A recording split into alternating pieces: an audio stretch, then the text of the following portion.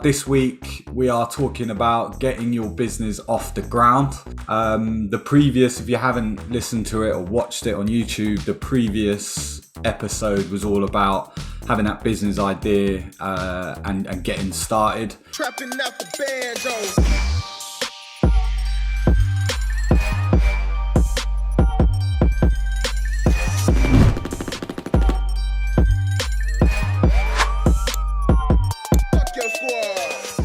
Hello.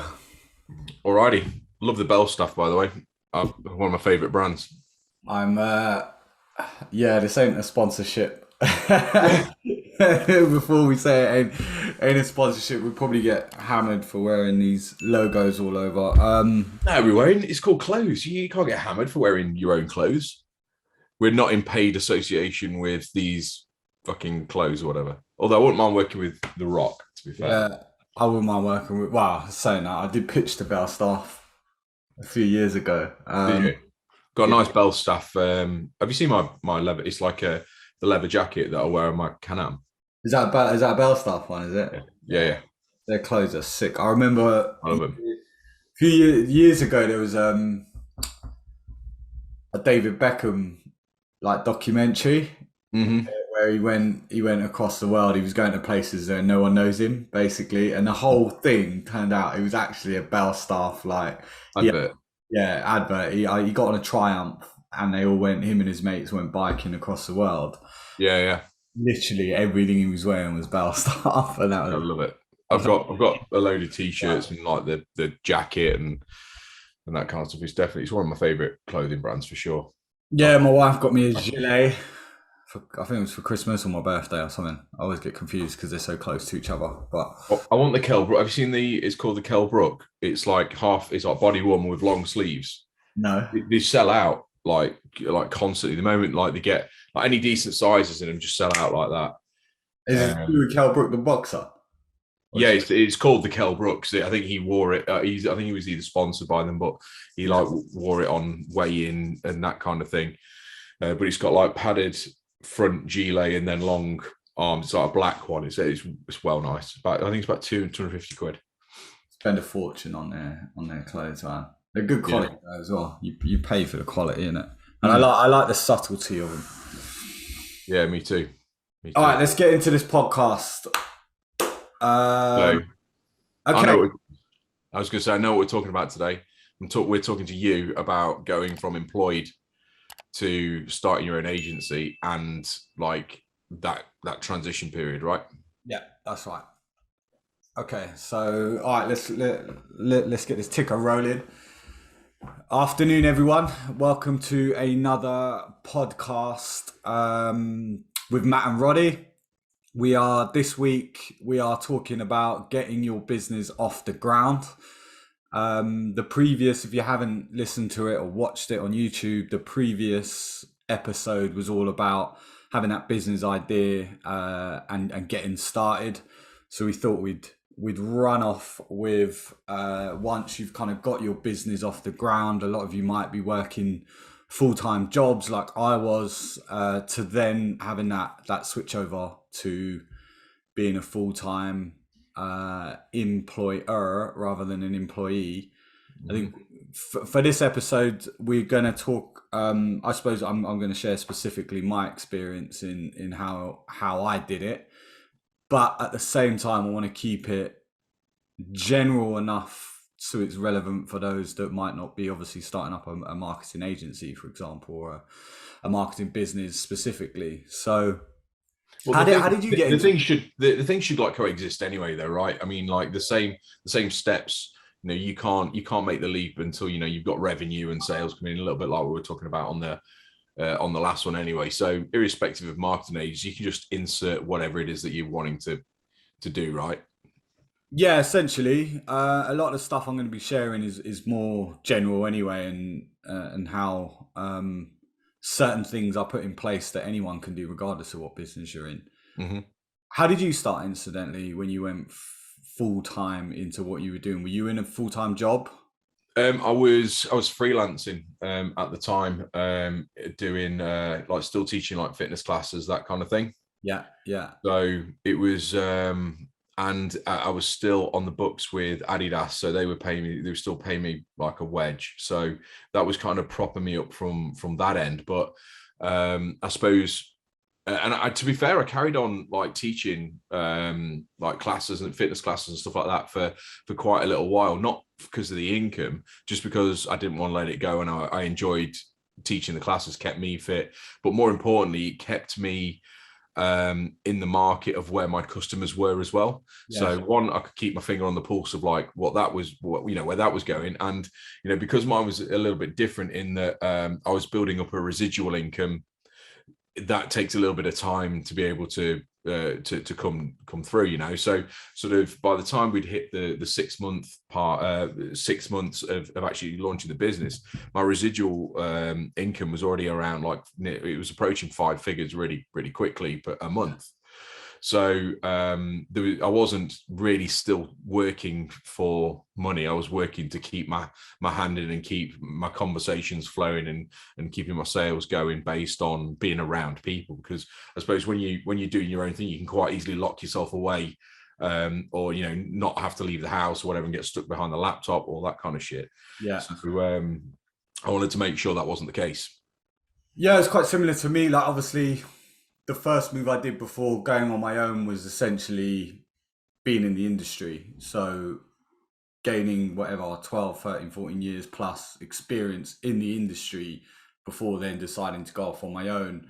Similar to you, I found myself freelancing, but purely because of the pandemic, because of the when the initial kind of first lockdown hit in the UK, I was full-time, I say full-time, I was 3 days a week working with an agency with a few freelance clients. Mm-hmm. And then it was only really because of being put in lockdown, being furloughed. So I was losing out on 20% salary, plus I was earning commission when I was in the agency, but because loads of clients paused and stopped, because the agency I was in predominantly worked in the hospitality industry, which meant a lot of the clients had to stop anyway because everything just shut down.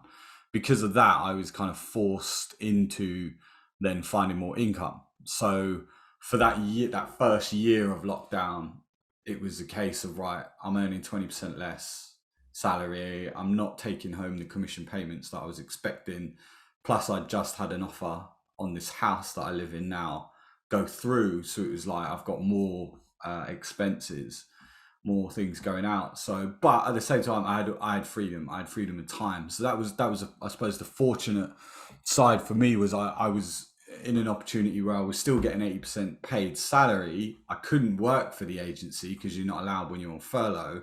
So I had to go off and find extra income, with the time of obviously just basically sitting at home being in lockdown. And as you know, there was a massive panic at the initial stages, and then everyone had to kind of get used to this way of living and working whilst being stuck in the house, etc.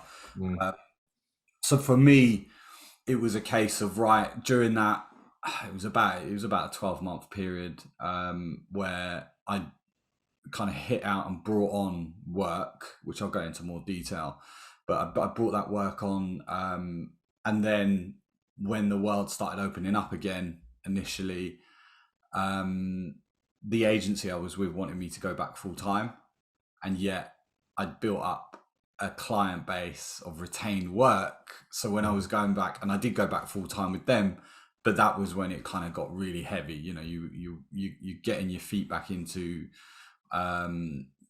the agency, working for them whilst still trying to service the freelance clients that I'd built during that lockdown period. So something had to give, and that's usually the case when you start up a business whilst in a full-time job. Is there's going to be a tipping point. There's going to be a time where you're like, right, okay, it's starting to build up. You're spending your evenings and weekends working on your own stuff whilst still trying to keep a day job. So where do you think the tipping point for me, sort of within my industry, is, I tell people that you don't go full time until you've at least doubled your monthly income. Sometimes two and a half X what you make in a month. Yeah. Because obviously, as you know, like you have ebbs and flows of business, irrespective of whether your business is cyclical or not, or whether it's seasonal or not. It's still having that, because I do think that a lot of businesses failed, or a lot of businesses went under because they didn't have that I suppose that cash resource, or that foresight of 6 months burn rate, a 12 months burn rate in the bank, any of that kind of stuff, because they'd kind of been living two balls to the wall with their cash flow and all that kind of stuff, which is why a lot of businesses didn't necessarily make it through. Which is easy to say, easier said than done, I guess. When you're running a conventional business and what have you, you've got big overheads and all this kind of stuff. But businesses that planned for the unplannable, such as a fucking pandemic or whatever, are the ones that saw it through, or those that pivoted and adapted and overcome quickly, rather than kind of curled up in a ball and was like, fuck, it's the end of the world. But that it kind of like the thing for the pandemic was, and I don't want it to be like a pandemic episode or anything, but it exposed weaknesses in people's businesses, and it exposed weaknesses in people's health strategy as well. So like the overweight and the undernourished or whatever, they're the ones that got hit hard with the version 1 of COVID.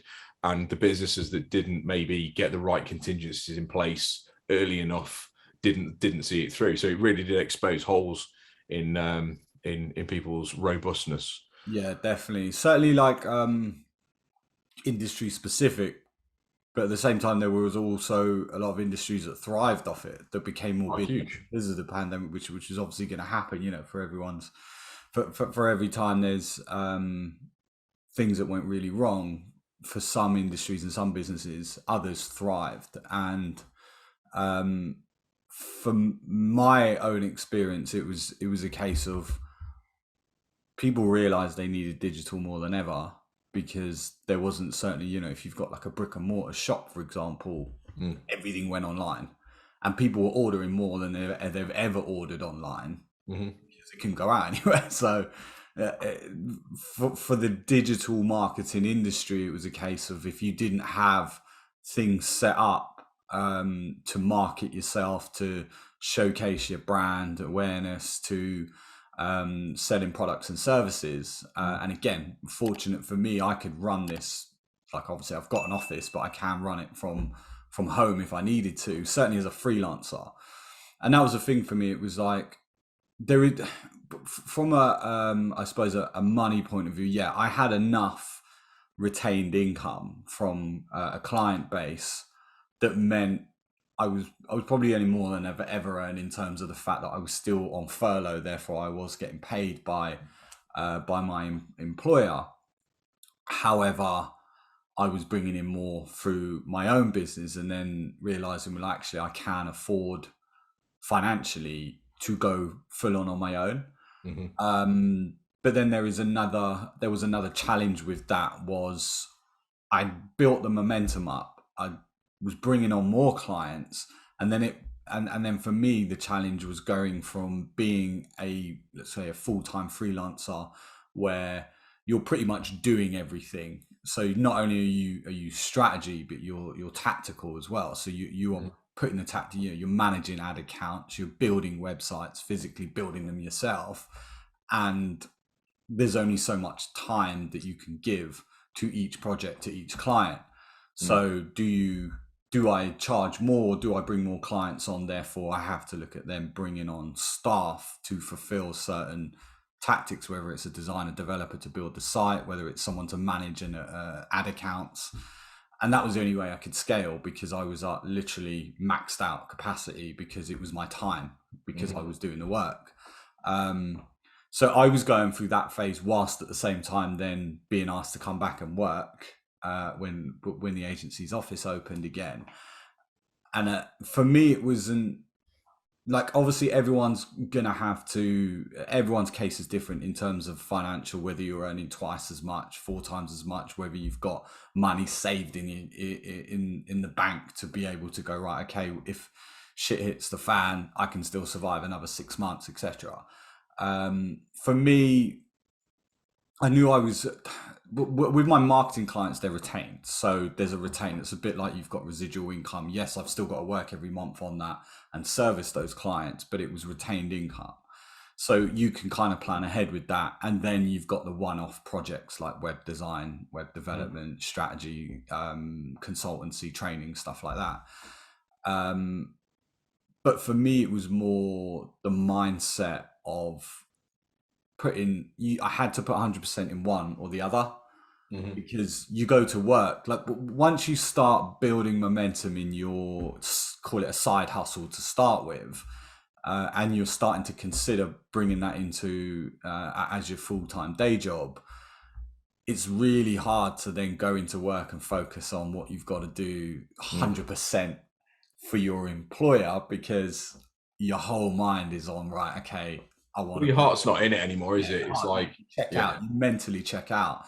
And that was the case for me. And not necessarily full on mentally checking out, but more of a case of getting to that tipping point was more not from a financial point of view, but from a mindset point of view of saying, right, okay, actually, I've got to go one way or the other. I've got to either go back, and I was fortunate, like credit to my employer.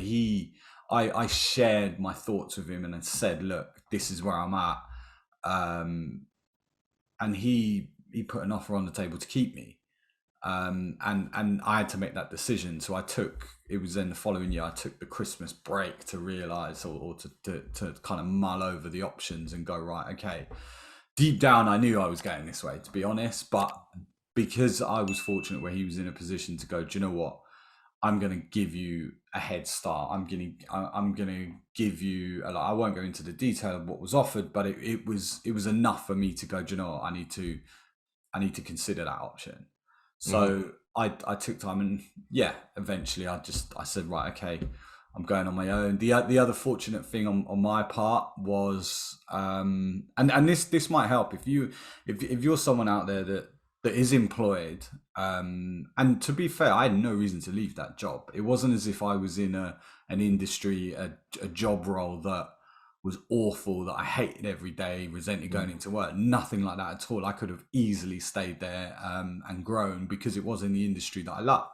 However, it wasn't my own. It wasn't my own brand. It wasn't my own. I wanted that challenge of setting it up and coming up to like sort of 40 years of age. It was like now or never kind of thing. So I had to take that leap, and it wasn't based on the fact that I hated everything about my day job, because I actually loved it. It was more selfish in the sense that I just wanted to, it was the one thing that was keeping me up at night, the entrepreneurial mindset of going, well, actually, I want to work for myself. Well, the thing is, like, switched on employers should identify talent and know that they're not going to keep them forever, and that's the thing. And actually, the best employers are the ones that that you're able, because it's a two-way street, isn't it? You're able to have open and honest conversation and say, hey, look, this is what I'm thinking. I'm not going to be here forever, and what have you. And then really for them to be able to like give you a leg up, so they're part of the journey as well, should be, I would say, the kind of mindset that you'd expect from a half decent employer. Of course, nobody wants to lose like great talent and stuff like that, because you spend a lot of money cultivating and finding great assets that add to the team. But fundamentally, it's like, well, you can either get the best work out of a person by giving them the best opportunity and start and encouragement, or you can just have someone resenting the whole fucking company, sat at the desk, not play into their A game, and they're still going to leave anyway. Yeah. And so again, everyone's circumstances are different in that sense, where they might have an employer that they don't like, or be in an industry that they don't like, and it's not something that they consider in terms of, you keep it quiet, you get to a point where you hand in your notice, and there's no kind of room or maneuver for that discussion. Whereas I was fortunate that I had a good relationship, I had a good job, I enjoyed it. So because of that relationship, I could come to him and again, I had to make it clear that I'm not holding him to ransom, for example, money out of him. It was a genuine case of, look, I need to put 100% in one or the other. This is the route I'm going down, but I didn't want to just slap a resignation notice on.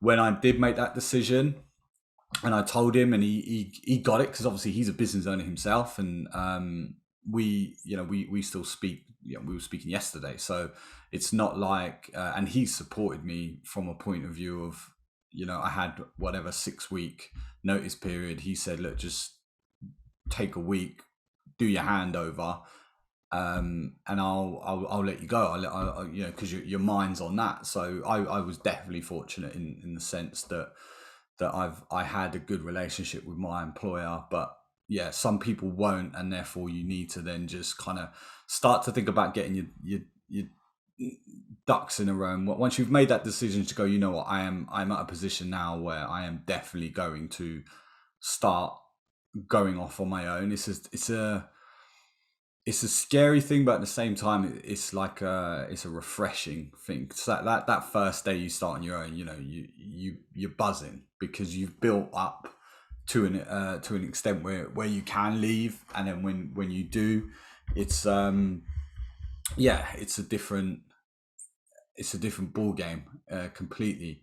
So I suppose in terms of then moving on with this episode, in terms of kind of giving some tips and some advice on going from full-time job to working for yourself, the first thing I'd probably, in no particular order, there's a list of stuff here that I've got in terms of the experience that I had. One of the main things, and I think I mentioned it in the previous episode, was, for me, it was like delegating my weaknesses. So finding out, right, okay, all these different processes that you need to run your business. One of the things for me was get a good accountant.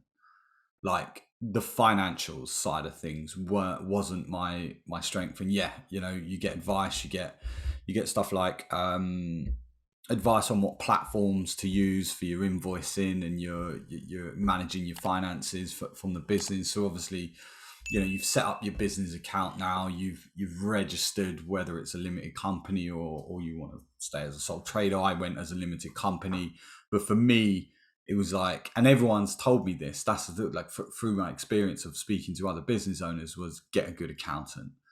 And when I talk about get a good accountant, get someone that's going to support you. They're not just there to process. They're not a glorified bookkeeper, essentially.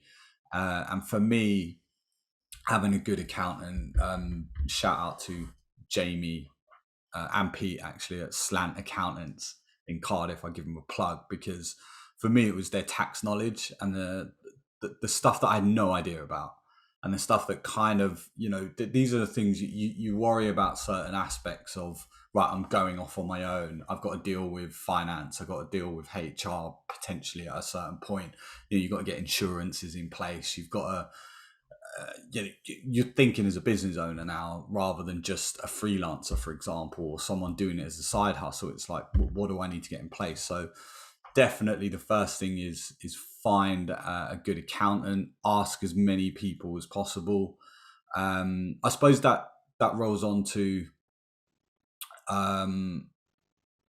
like build a what do you call it, like a power team. Build a network of people that you can trust and rely on. For some reason your sound has gone. Hang on, mate. I don't know what's going on here. Wait there, I cannot hear you. Try again. Hello. Speak. Where's your sound gone?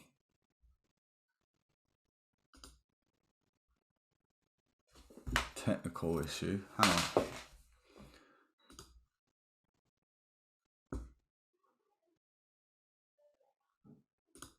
You've gone dead. Hang on a second.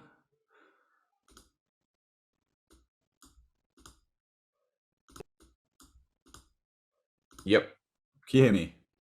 Yeah, there you go. I don't know why it automatically just went to mute. How random. So no, I was saying, have you read the book The E-Myth? No. So that would be my I suppose go-to book for anybody who's going to be heading on their own, because it's about the like the things that you're talking about is done in the book, but it's also done in narrative format. It's not done in like here's a business book. It's told in a story. Right. I've got a feeling off the top of my head it's by Michael Gerber. I think it's Michael Gerber, the E-Myth. And it's the E-Myth Revisited, which is like the latest one. And he basically talks about the entrepreneurial seizure. So, for example, you're, I don't know, bricklayer or something like that, a technician of some sort. Yeah. Or a media guy, whatever you want to call it. And, one day they've had enough of working for somebody else and they have what they call the entrepreneurial seizure. And they're like, right, I'm going to do this thing. I can do this thing on my own and all that kind of stuff.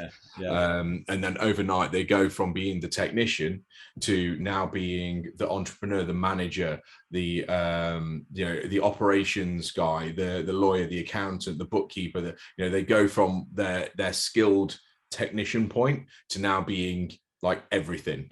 Yeah. As the story unfolds, that's where the wheels start to come off and all this kind of stuff. So you should listen to it, man, because you'll identify with this. It's a really good a good place for people to start if they're in that point of basically want to flick the V's to the boss and go on their own. Well, it's definitely a worthwhile.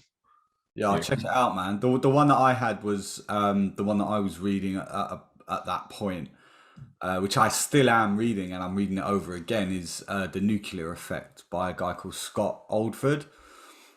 And again, like, he starts off with chapter 1 the book is about scaling from 6 to 7 figures, funny enough, which is obviously what this the gist of this whole podcast series is about. But what was really good, and I literally read chapter 1 over and over again, because chapter 1 was like, if you are not earning X amount, and I think his figure was like, and I suppose the relevancy was he's started up marketing companies, so that was where I found it much more relevant for me. But chapter 1 was about, if you're not bringing in £10,000 a month in recurring revenue, then every month is all about keeping the lights on, being able to pay yourself, etc. So chapter 1 was about how you get from 0 to X amount.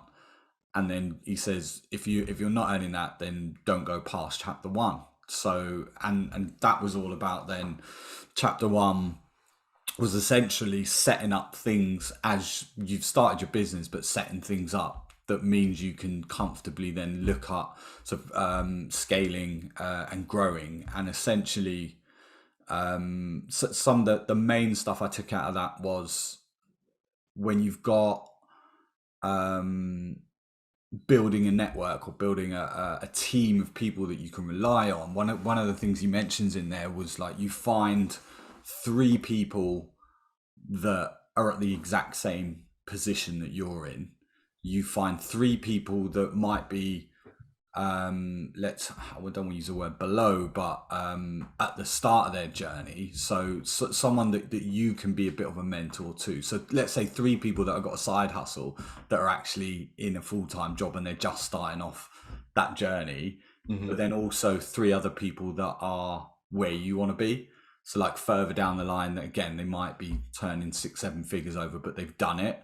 And then using so you've got a group of people that you can support, that you share your past experiences with. You've got 3 people that are in the exact same position that you're in, and then you've got people to lean on and get advice from. So that's what I did, and it helped, because then it meant that you can look at things from different angles, and you can, you're not only giving to someone, or you're not only taking off people that are more experienced and further down the line, but you also feel good because you're giving back to people that were in a position that you might have been in 6 months before, a year before, etc. So that was one of the things, is like, kind of find a trusted network, and that included my accountant. That's the thing, like, what my accountant had just started off on his own, or him and his partner had just built a business. They were about 6 months ahead of me, but again, it's like having that, and then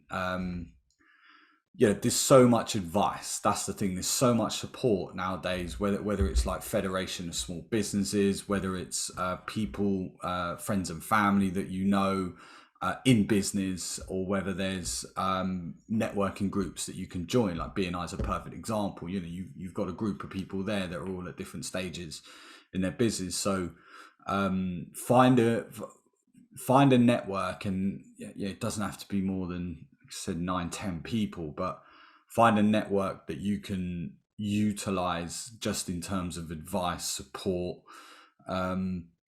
to help you get off the ground. And you can, you know, all of these 9 people that I'm talking about, I can just pick the phone up and ask them questions. Some of them are my clients. Again, it's helped me build that relationship with the clients, because I'm sharing where I'm going with them, and getting more kind of intimate with them, which is only a good trust thing, a good trust builder.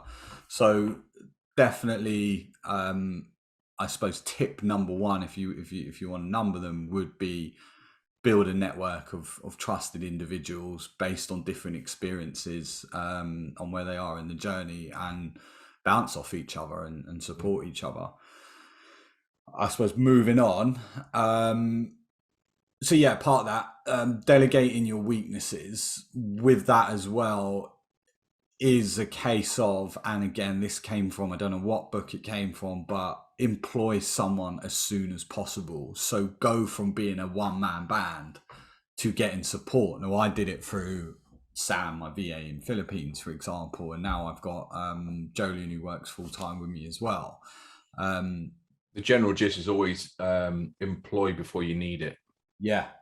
I mean, I'm in a different situation where it's interesting to sort of, suppose, bounce back between the two, is because I guess I've got 2,000, I want to say, I suppose, workers or teammates or whatever, but employ nobody. You know, I've got a VA, that kind of thing. Yeah. But you know, I don't physically employ anybody yet to have 2,000 odd people working with me. So it's a different angle. Whereas, you know, sometimes you kind of do wish that, I don't, it's pros and cons in it. Sometimes you do wish you can just pick up the phone and say, right, this needs to be fucking done. Yeah. But you can't do that with people you don't employ. Yeah. And I think, like, obviously your model is slightly different or completely different, but the general thing you'll find is, when you, and every single business owner would say that their first whatever year, 2 years, is just constant work, right? You know, you're putting in the hours to build a business, because you're at a very delicate stage where it could go either way, right? And it's easy to hold on to absolutely everything. Like, and again, that was a huge lesson for me, was learning how to delegate, and going through that period of, right, okay, if I bring someone on, but then I have to release, because when you're a freelancer, you're doing everything. You're literally managing the relationships, managing from designing through to developing the site, to creating an ad campaign, to designing the ad copy, to coming up with everything. Plus then you've got all the admin stuff as well. Like if I'm building an e-commerce store and I'm sitting there and all I'm doing is uploading product pages, creating product pages, uploading content, creating product descriptions, like there's only so much time you can give to doing that. So for me it was that case of, right, okay, how can I get as many tasks off my hands in a way that is, and it tends to be the admin stuff that any Tom, Dick and Harry could do. But that was the first point for me, was like, right, okay, I need to release some of this stuff, so that, you know, the cliche of working on it, not in it, was the only way that you're going to get to the next level. So the first, you know, if you start bringing on that income and start earning more, don't just put it in your own bank account, use it to grow your business. So, you know, think about the fact that, yeah, you might be taking home a bigger, and this boils down to, I suppose, ambition and vision and things, in terms of, you could stay where you are earning more money and taking it out of the business for yourself. And that will then ultimately lead to what we call a lifestyle business, because you're doing all the work, you are earning more income, but then it's always going to be you. rather than, and you get this a lot with trades. You know, you've got an electrician or a plumber that will just take on more work, but they'll never employ a second or third person to give the jobs to. So like I know two plumbers, one of them will literally do everything. They do the installation of bathrooms, and they're a one-man band, and they earn a great living out of it. Or are you that person? And this is something that obviously people listening, if they're at that stage, need to ask themselves: are they going to be just that person, or are they going to be, let's say, by plumber number 2, who now has 17 guys working? So he doesn't do any installations, any fitting, doesn't go to any jobs. He just manages the fact that he's bringing in loads of business, and he's scaling up from a point of view of bringing on workers and utilizing them.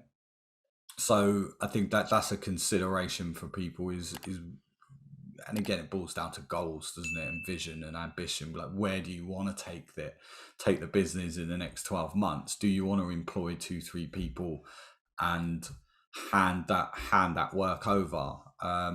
So essentially that was what kind of turned me into, from a freelancer to an agency, which obviously then falls in line with me getting an office, 8 months down the line. And you bridged the gap as well, didn't you, between employing people and subcontracting work out as well?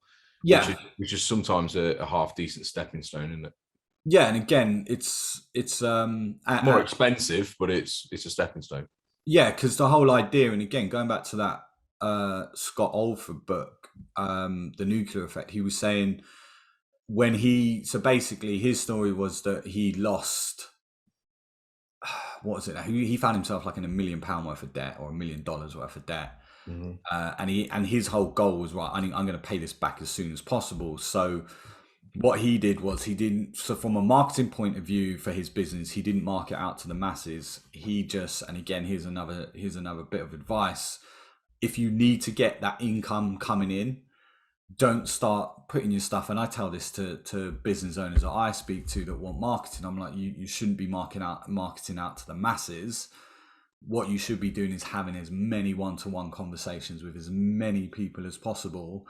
He would then, each one would either be a direct client, or could they lead to a client through their network. But he literally said he lined it up something like 90 conversations with people, all of them saying, this is what I'm doing, this is what I have on offer. If it's not for you, then is there someone that you can introduce me to that would need this service?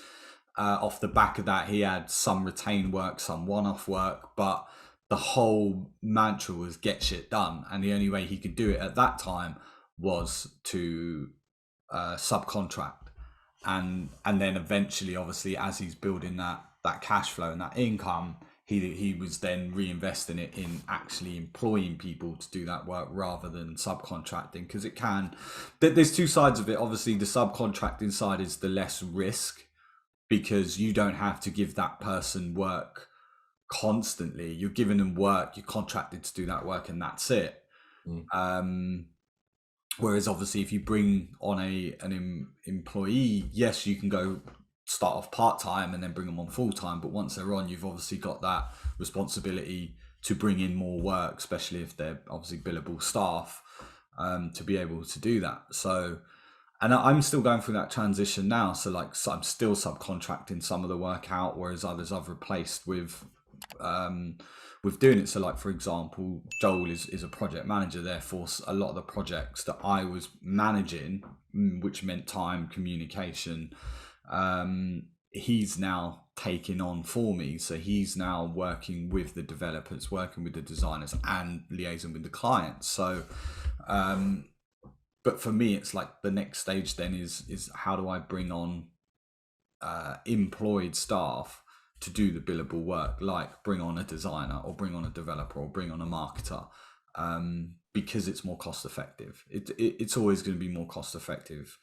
The balance I've got between the two is the best marketers, developers, designers tend to be all freelancers now, because they've realized their worth and they're going off and doing it.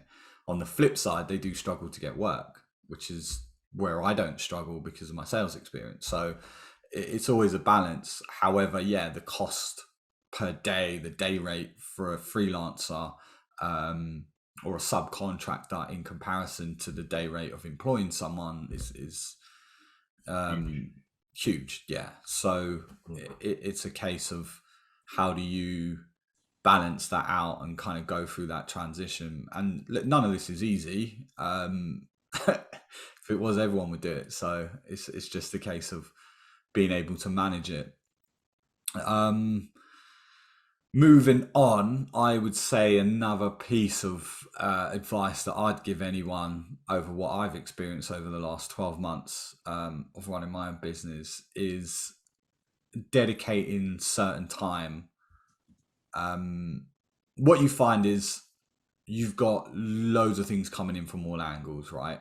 And it mentally it can drain you because yes, now you might have a staff member and they've taken a lot off your hands, or you're subcontracting and they're taking work off your hands, but you still, for me, yeah, there's constantly stuff going, and you'll know this as well. You know, there's always something to do, right? And there's always something on a to-do list, and there's no one ever has enough time in the day to get everything they'd like to get done. So dedicating specific time to things like the two main things for me is training. Keep refining your specialism, refining the game, learning, because that you can just put aside because you're so busy doing what you're doing.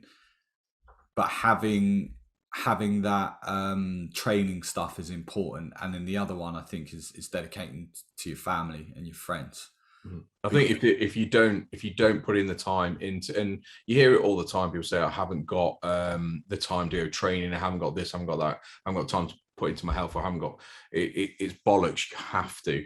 Yeah. You have to, because if you break down, your business breaks down, whether that's mentally or physically or whatever. You know, if you're in those early stages of starting your new business or whatever it is, and you go down sick or whatever 2 weeks, like it's devastating blow, because you either push on and make yourself even worse, or you're 2 weeks out of the business because there's nobody taking the mantle. I had several episodes of it last year where I didn't dedicate my time mentally to just, coping with, I hate the word stress, but coping with the challenges and coping with, because every day's a problem. Every day there will be a problem to solve that you didn't plan, that's not in your to-do list. Shit just comes up.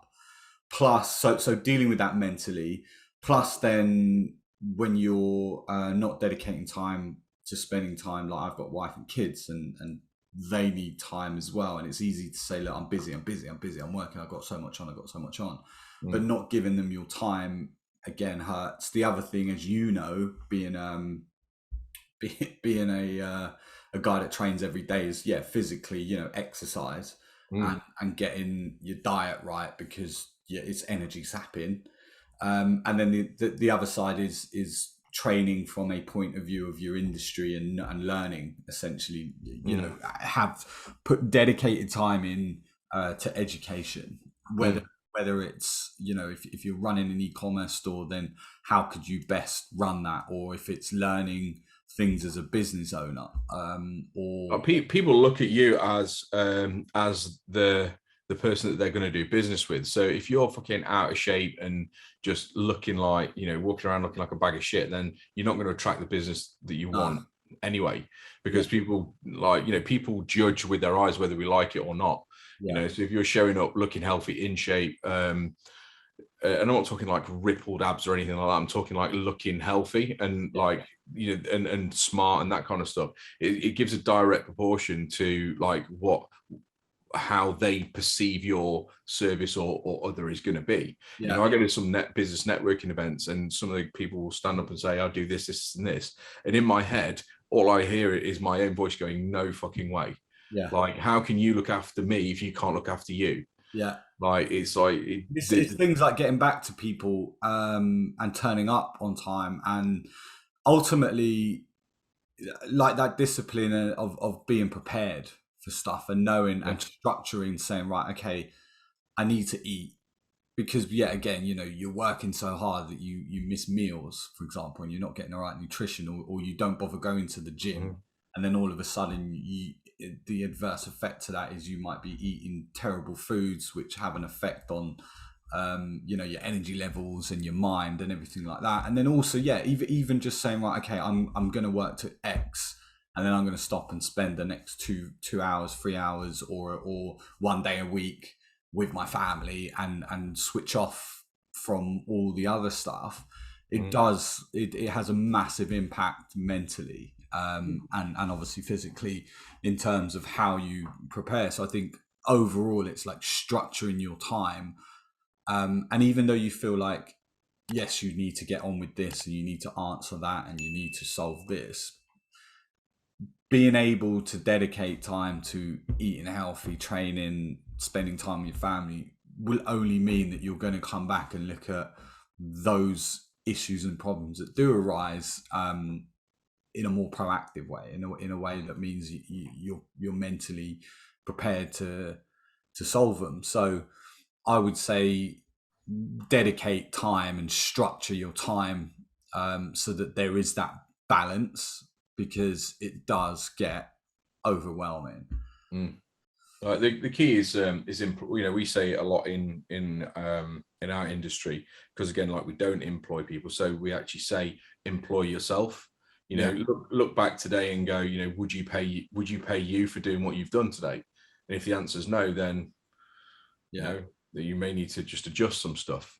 Because, like I say, you don't employ. If I don't employ anybody, then how do you quantify, for them moving forward? It's like, well, look at what you've done today. Would you pay you an hourly rate? Would you pay you, 10 grand a month to do what you've done today for the next 31 days, or however long it is in working days? Would you pay yourself that? And if not, then, you need to start doing the stuff that would. Your time becomes more valuable when you're working for yourself. And it's noticing that, isn't it? It's like, you get in a comfort zone where you do your 9 to 5 or whatever hours you're doing, or you might do shift work or what have you, but then it's kind of easy to go, right, okay, I've got to switch on there, and then you switch off. Whether that's, people working for their Friday nights, or as soon as they come home, that's it. You've got set hours, whereas you're in control of those hours now, and you need to figure out how best to manage those. Even like sleep, for example, the importance of getting enough rest. Because if you're working, 12, 14, 15 hours and you're not getting the rest, it's only going to have a knock-on effect. And if your productivity levels aren't there, or your mind isn't there because it's tired and drained, like physical, like mental exhaustion, then it's just, you're going to burn out. And that's the crucial thing, is knowing that if you dedicate certain time to these things, like refining your skill set, your experience, but also then training your mind and your body and spending time with the people that you care for most, then it's only going to have a positive effect on how you deal with that working life that you're in, or you're about to go in. So cool. I think that is more than enough advice for when you're getting your business off the ground. What do you think? Yeah, definitely. Because cool. Like the learning's in the doing. no one can tell you or prepare you, really. All the gurus out there that say this, that, the other, and whatever. It's they're full of shit. They're not full of shit. There's a lot of good advice out there, but like, you learn by going through it and doing it. Yeah, exactly. And for those that are in that position where you're getting your business off the ground, because you've started it, you're in it, and you're gonna, and it is a big leap. But the advantages and the benefits and the enjoyment you get out of it. I said this last week, that I don't know anyone that has left their full-time job that are now running their business and to a certain degree of success. I don't know anyone that would ever go back into full-time employment, unless they're forced to, and obviously, extreme circumstances. But everyone that I know that is running a business would never go back. Would never, and I don't think I would, to be honest. life's too good. Like you get all the responsibility. It's risk reward, isn't it? Yeah, That's what it comes down to, risk reward. definitely. So yeah. All right, let's end it at that.